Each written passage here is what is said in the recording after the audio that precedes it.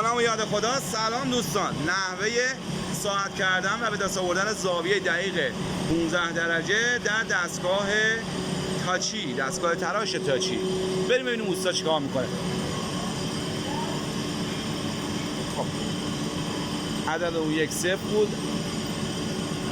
20 میل بولو.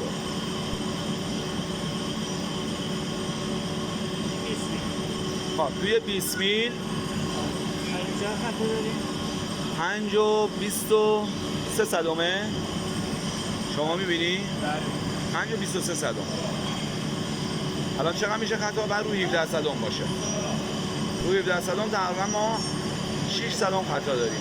یعنی هنوز 15 درجه تنظیم نیست. احتمالا زاویه‌مون بیشتره. شما باید یه مقدار کمش کنید. مرسی. رفتیم و برگشتیم.